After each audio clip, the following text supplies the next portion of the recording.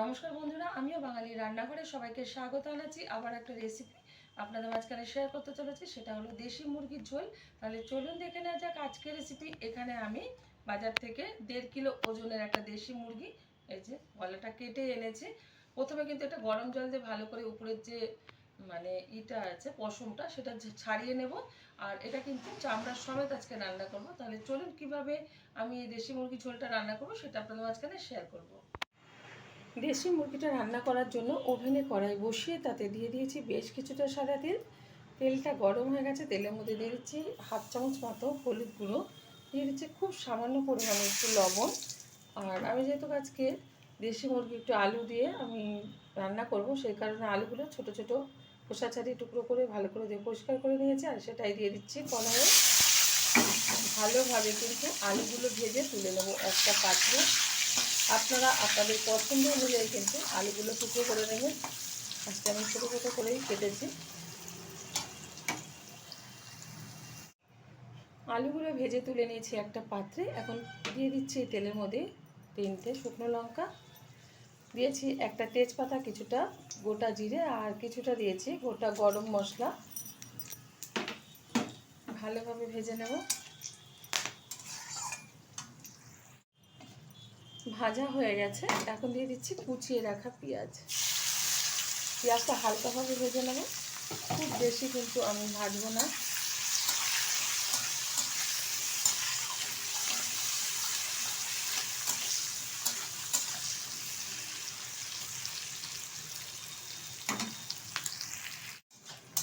পেঁয়াজটা কিন্তু খুব ভালোভাবে ভাজিনি, হালকা করে ভেজে নিয়েছি। এখন এর মধ্যে দিয়ে দেবো কিছুটা মিট মশলা, আবারও একটু নেড়ে চেড়ে নেব।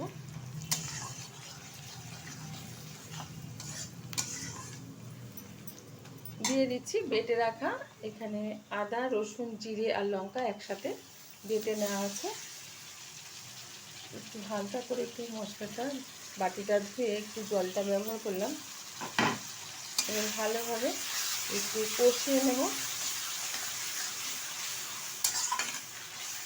দিয়ে দেবো পরিমাণ মতো লবণ। যতটা মাংস আমি রান্না করব বা ঝোল রাখবো সেই অনুযায়ী কিন্তু লবণটা ব্যবহার করলাম। আপনারা আপনাদের পরিমাণ বুঝে ব্যবহার করবেন। এখন দিয়ে দেবো এর মধ্যে থেতো করে রাখা দেশি আমড়া। আমি কিন্তু আজকে এই মাংসতে টমেটো ব্যবহার করিনি, দেশি আমড়া ব্যবহার করলাম। এতে কিন্তু টেস্টটা ভীষণ ভালো আসে মাংসের থেকে। এখনও আমি 1 মিনিট মতো হাই আছে এটা কষিয়ে নেব। 1 মিনিট মতো হাই আছে কিন্তু কষিয়ে নিয়েছি। আর মশলাটা কিন্তু সুন্দরভাবে কষানো হয়ে গেছে। মশলা থেকে তেল ছাড়া শুরু হয়ে গেলে বুঝবেন যে মশলাটা ঠিকঠাকভাবে কষানো হয়ে গেছে। এখন দিয়ে দেবো এর মধ্যে 1.5 চামচ হলুদ গুঁড়ো।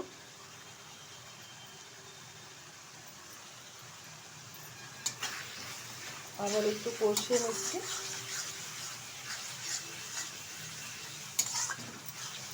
এখন দিয়ে দেবো বেছে রাখা মাংস। আমি পরিমাণ বুঝে কিন্তু এখানটায় মাংসটা আমি নিয়েছি। এতে কারিয়ে বলেছে অতটা মাংস আমাদের লাগবে না, বাড়ি আজকে লোকজন কম, সেই কারণে মাংসটা আমি পরিমাণ বুঝেই এখানে রান্না করে নিচ্ছি। আমার এই রেসিপি যদি আপনাদের ভালো লেগে থাকে আপনারা অবশ্যই আমাকে একদিকে সাবস্ক্রাইব করবেন, লাইক করবেন, শেয়ার করবেন।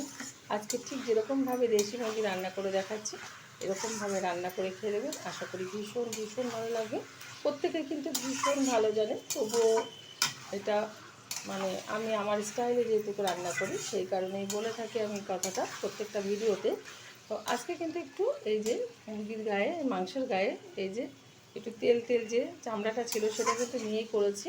যাদের অপছন্দ তারা ফেলে দিতে পারে, আমরাও রান্না করি না, সেই কারণে আজকে করেছি। একজন এসেছে আর সে বলে দিল দিদি ভাই এরকমভাবে রান্না করুন, দেখবেন খুব সুন্দর লাগে খেতে। তো তারই অনুরোধে এরকমভাবে রেখে আজকে রান্নাটা করছি আমি।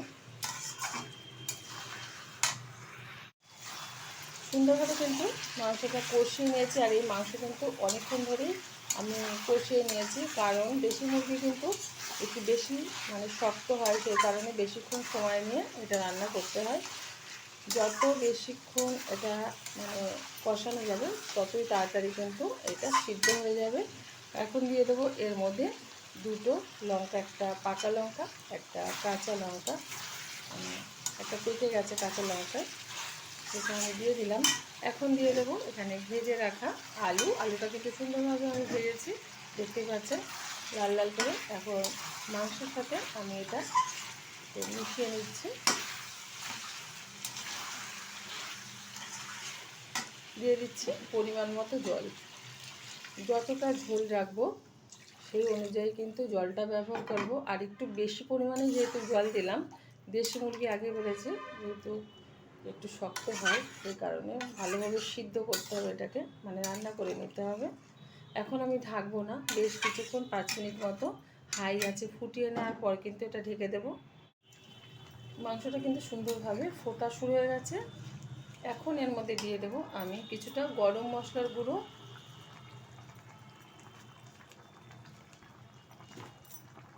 একটু নেড়ে দিচ্ছি।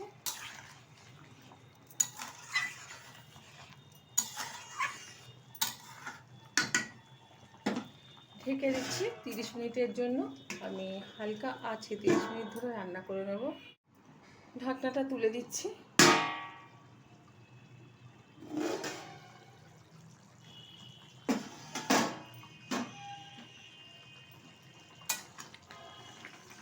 সুন্দরভাবে কিন্তু মাংসের ঝোলটা হয়ে গেছে। নামিয়ে ঢেলে দেবো একটা পাত্রে। দেখা হবে পরের ভিডিওতে নতুন কোনো রেসিপি নিয়ে। ধন্যবাদ।